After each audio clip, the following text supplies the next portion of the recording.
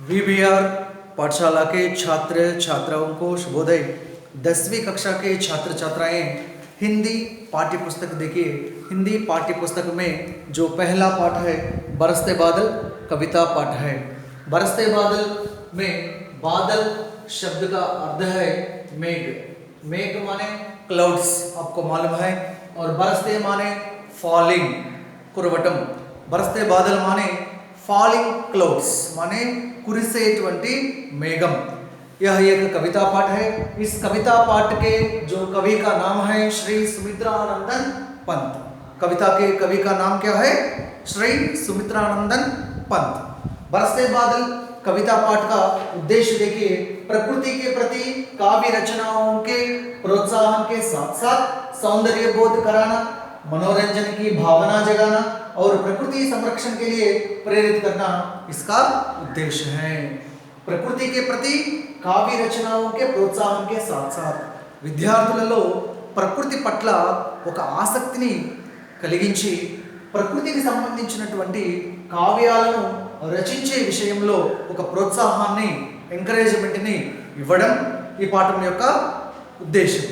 ప్రకృతికి సంబంధించినటువంటి కావ్య రచనలను రచించే విషయంలో విద్యార్థులకు ఒక ప్రోత్సాహాన్ని ఇస్తూ వాళ్లకు ప్రకృతిలో ఉన్నటువంటి సౌందర్యాన్ని గురించి వర్ణించడం, అదేవిధంగా మనోరంజనకి భావన జగాన, వాళ్ళల్లో ఒక సంతోషకరమైనటువంటి మనోరంజన అనే వినోదాత్మకత, ఒక ఎంటర్టైన్మెంట్కి సంబంధించినటువంటి ఫీలింగ్ని జగాన మేల్కొల్పడము और ప్రకృతి సంరక్షణకి ప్రేరిత करना। ఈ ప్రకృతిని సంరక్షించుకోవాలి అనేటువంటి విషయంలో ఒక ఇన్స్పిరేషన్ ఇవ్వడమే ఈ పాఠం యొక్క ఉద్దేశం। प्रकृति के प्रति काव्य रचनाओं के प्रोत्साहन के साथ साथ सौंदर्य बोध कराना, मनोरंजन की भावना जगाना और प्रकृति संरक्षण के लिए प्रेरित करना। प्रकृति పట్ల ఒక ఆసక్తిని కలిగించి అదేవిధంగా ప్రకృతికి సంబంధించిన కావ్య రచనలను రచించే విషయంలో ఒక ఎంకరేజ్మెంట్ను ఇస్తూ వారికి ప్రకృతి సౌందర్యానుభూతిని కలిగించడం, అదేవిధంగా ఎంటర్టైన్మెంట్ ఫీలింగ్ని మేలుకొల్పడం, అదేవిధంగా ప్రకృతిని సంరక్షించుకోవడం, ఇటువంటి విషయాలను చెప్పడమే ఈ పాఠం యొక్క ఉద్దేశము। हर छात्र छात्रा पाठ का उद्देश्य को पढ़ना चाहिए, सीखना चाहिए।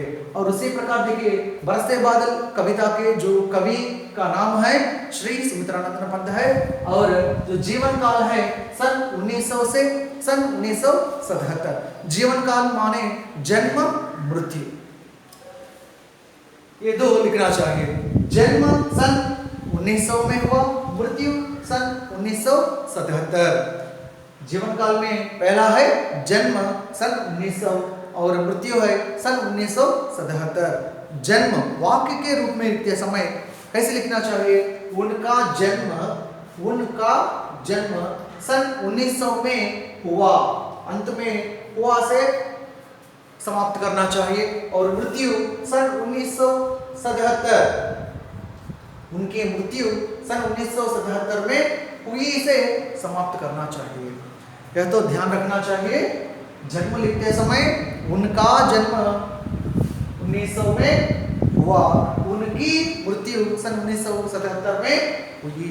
जन्म पुंलिंग शब्द है इसलिए हुआ से समाप्त करना चाहिए। मृत्यु स्त्रीलिंग शब्द है इसलिए हुई से समाप्त करना चाहिए। और इनका जो जन्मस्थल सुमित्रानंदन पंत जी का जन्मस्थल है उत्तर प्रदेश के जो अल्मोड़ा जिला के कौसानी गांव में हुआ। उनका जन्मस्थल क्या है? अल्मोड़ा जिला, जिला माने जो डिस्ट्रिक्ट है, अल्मोड़ा जिले के कौसानी गांव में हुआ।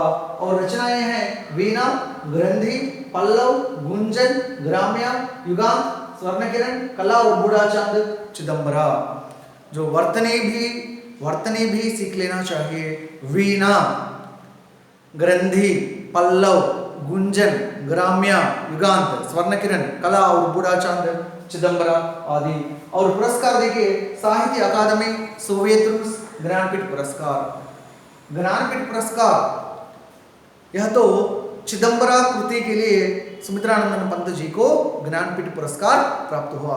किस कृति के लिए, किस रचना के लिए सुमित्रानंदन पंत जी को ज्ञानपीठ पुरस्कार प्राप्त हुआ? चिदंबरा कृति के लिए चिदंबरा रचना के लिए सुमित्रानंदन पंत जी को ज्ञानपीठ पुरस्कार प्राप्त हुआ। और विशेषता, सुमित्रानंदन पंत की विशेषता क्या है? प्रकृति वर्णन में बेजोड़ कवि। हिंदी साहित्य में जो प्रकृति वर्णन करने में बेजोड़ कवि, साटी लेनटुवंटि कवि एवरू अनंटे सुमित्रानंदन पंत, और इसे छायावादी कवि भी कहते हैं। इस प्रकार जो सुमित्रानंदन पंत का कवि परिचय सबको पढ़ना चाहिए, सीखना चाहिए। जो रचनाएं हैं, 9 रचनाएं दिए गए हैं, सबको पढ़ना चाहिए, सीखना चाहिए। ध्यान रखिए, ध्यान दीजिए,